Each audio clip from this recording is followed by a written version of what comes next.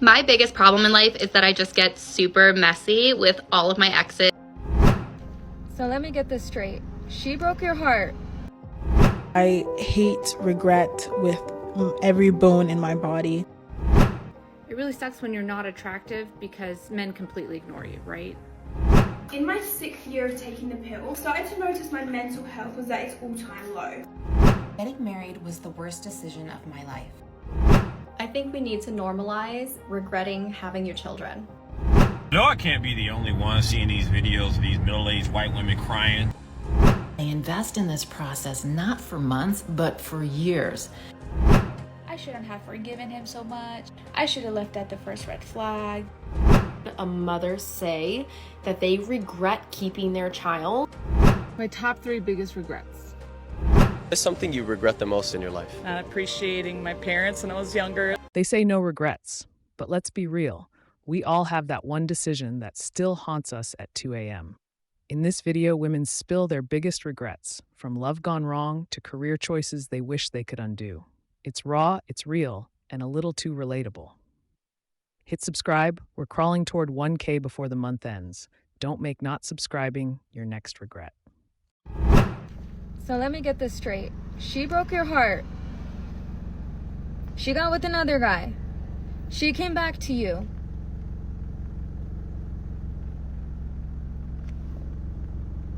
That's kind of funny.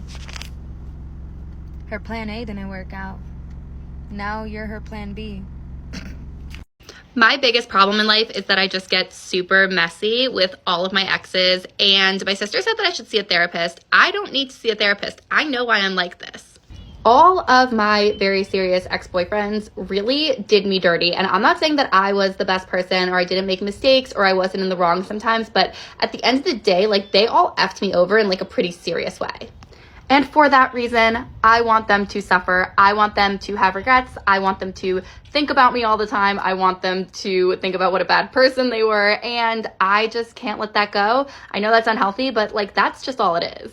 What's something you regret the most in your life? Not appreciating my parents when I was younger and all the stuff that they had to give up. As I'm older and my surviving parent knows I truly love her, but I didn't have the opportunity to express that with my dad. And I regret that, and I hope he knows I appreciate how much he gave up for us. What is something you really wanted to say to your dad that you never got a chance to tell him? I love you, and I'm sorry I didn't show it more. And thank you for giving me the family that I got. You know, if I didn't have him and my siblings, I would have a lonely life. So if you could go back in time and have a conversation with your younger self, what would you tell her? Tell people you appreciate them. Don't let a day go by without saying that you appreciate what they've done and what they do for you. Even if it's just getting you a glass of water or something, it's like, say thank you. Have we realized that the regret most men have after, getting out of relationships is not doing enough for the girl, missing out on a good girl, cheating on her, not treating her right? That's the regrets that they have, right? We have all heard at least one man talk about the regret that he has because he didn't do enough in a relationship. But now, what do majority of women regret after getting out of a relationship? I shouldn't have forgiven him so much. I should have left at the first red flag. I shouldn't have given him so much of my time. When have you heard a woman say, yeah, John was just such an amazing man, and I really do just regret, not loving him as much as I should have in a relationship. I swear I did a deep search through all my memories, and I have never heard a woman say that. Now, why is that? I'm going to say something that will make some people upset. I think we need to normalize regretting having your children. I'm a therapist and I work with kids, teens, young adults, as well as parents. And there are so many parents who have been vulnerable enough with me in their therapy sessions to admit that they regret having their children. Now, before you shame those parents, these are really, really good parents. Now, these aren't all parents that I work with. It's just an emotion that does come up in therapy that I don't think really gets talked about, because if they were to say some of these words out loud or to other people, they would get shamed for it. And don't get me wrong, these are amazing parents. They're great parents. They love their children. They would do anything for their children. They would never give their children up. But it's just talking about the emotion of regretting having them.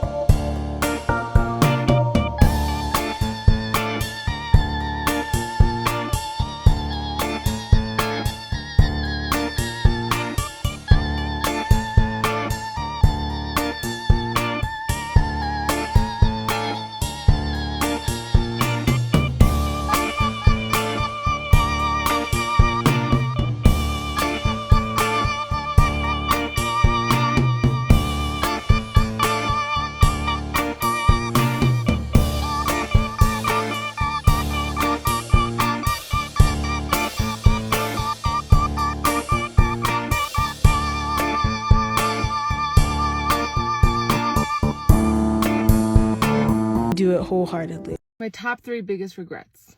1, staying at a job I hated. I stayed at a job that I hated for a long time, very unhappy, and I couldn't even get through a single day without having a breakdown. But I felt like I had no other choice, so I stayed there. There's always a choice, and there's always life after a job. Secondarily, not listening to my body. During this time, I was not listening to my body, and my body was breaking apart. I was crumbling. My skin was horrible. My weight was horrible. I couldn't self-regulate my emotions. I would have a panic attack on a regular basis. I wasn't healing. It would take months to fix. Once I left, my body healed itself so much. It's fine. My body started healing. I started losing weight. I wasn't having panic attacks, and I am so grateful for that. Third, spending money on things that don't attribute to my higher self. I used to drink a lot. I used to go out a lot. I used to do a lot of things that weren't attributing to where I wanted to be. And instead of spending money on going to do something physically active or good for my mental health, I would order takeout at home and binge watch TV by myself miserably. I was not in a great state. And these are my 3 biggest things. Not leaving the job that I should have left earlier. Not listening to my body when it was telling me everything I needed to know. And spending money and time on things that weren't attributing to where I wanted to be. Once I started fixing these 3 things, my life started coming together in ways I could never imagine, and I'm living a beautiful life, and I'm so grateful. So, if these things are in your life, I would suggest seeing what you can do with them. A small change each day can have great impacts. I hope this helps. I hope you have a great day.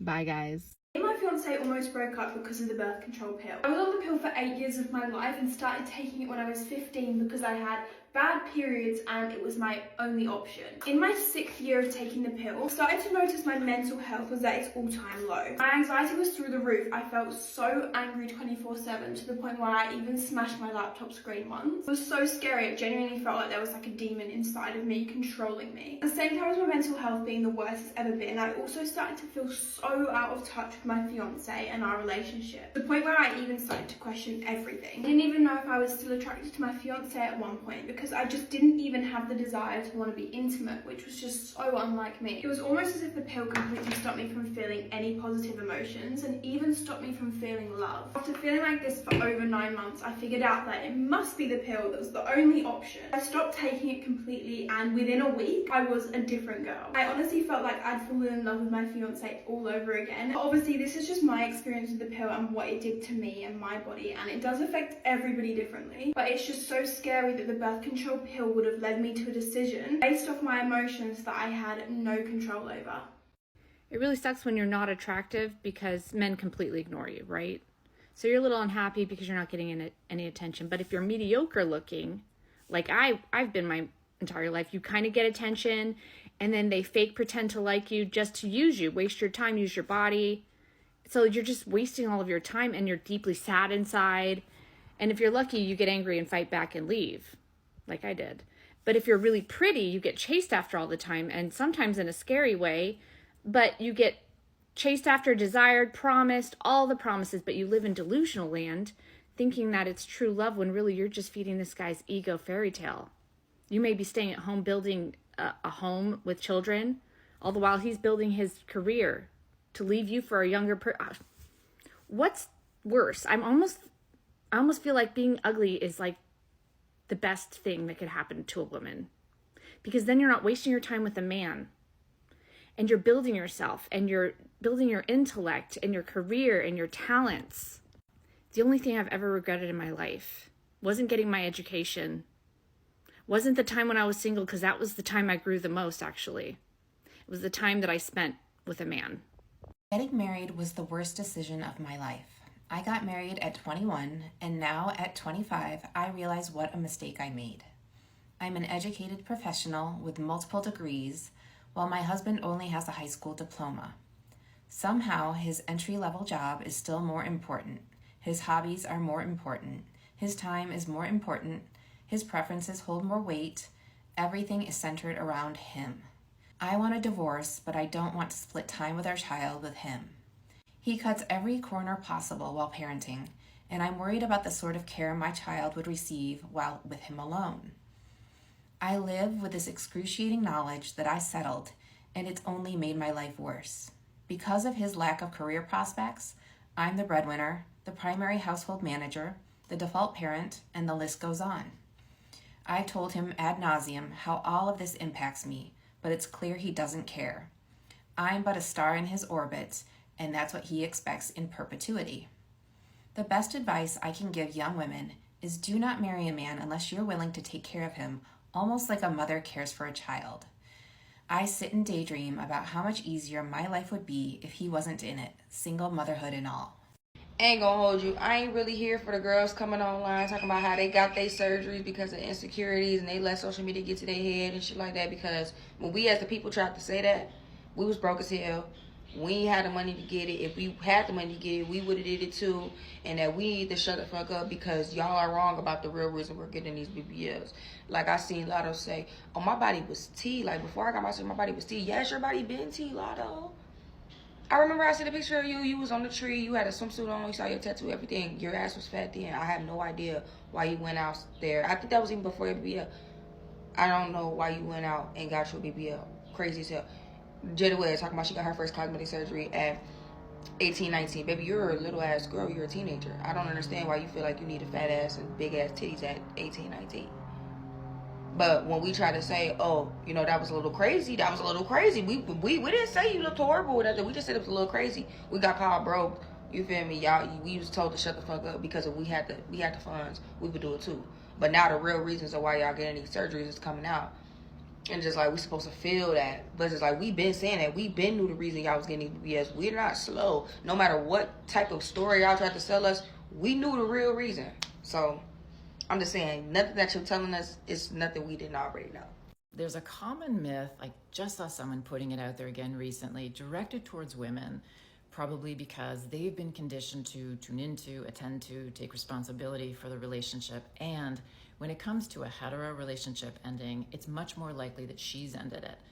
And the myth is that she will feel deep regret for leaving the long-term relationship, leaving her marriage, along with remorse for not trying hard enough. Now, is this possible? Sure. Is it probable? No.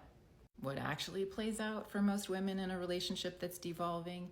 They read, watch, listen to, and maybe work with relationship experts to learn and grow themselves. They encourage and support their partners to do the same, and they invest in this process not for months, but for years. So if they get to the point where they realize they need to give themselves permission to leave a relationship that's compromising their well-being, they might be very scared and very sad, but they have clarity about their decision. Daniel Pink, who wrote The Power of Regret, who surveyed 26,000 people in 134 countries, found early on in his research that, in his words, a common and especially intense regret was not getting out of a bad marriage, and that based on the stories of regret that were submitted to him, women were more likely than men to express this regret. As a relationship coach, I can tell you that I have yet to hear a woman express regret about leaving her long-term relationship.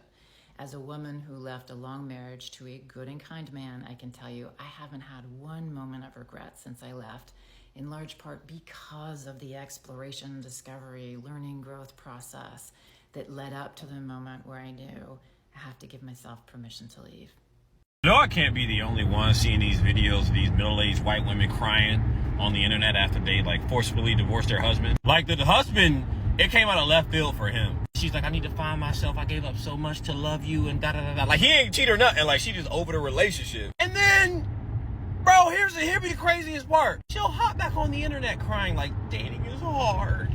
And I saw one yesterday that was like, she was dating a guy for 6 weeks, heavy, and he realized, and they mutually agreed that this relationship wasn't good for them, but she had so much fun, so she was crying. I watched another one where a lady, these are all middle-aged white ladies, where she was like, I initiated the divorce, but now he's doing good and I feel terrible. And there was another one where, again, he didn't cheat or anything. She just felt like she deserved better, and she divorced him, and he gave her the house. But you know, when you give someone the house in the divorce, they have to start paying for it. She didn't get the alimony or child support that she thought she would. She was trying to figure out how she was going to pay for the house and all that. People don't know, usually in divorce, if you do it the correct way, the man can not have responsibility for the house but give it to her, even if it has a lot of equity, which is the part that hits men in the chest. Like, damn, I've been paying on this house for fucking 15 years. I got $250,000 of equity. But the the thing that the wife runs into is paying the mortgage if she doesn't have a job. But in this case, she was like trying to struggle to figure out how to pay the mortgage, and he had gave it up. She didn't want to sell it, so she was all emotional. And then long story short, like, he pulled up in a new truck or some shit, and she was breaking down like, how dare you buy a new truck instead of helping me keep this house? And then in the end, they're all like crying on camera, wishing they never got a divorce.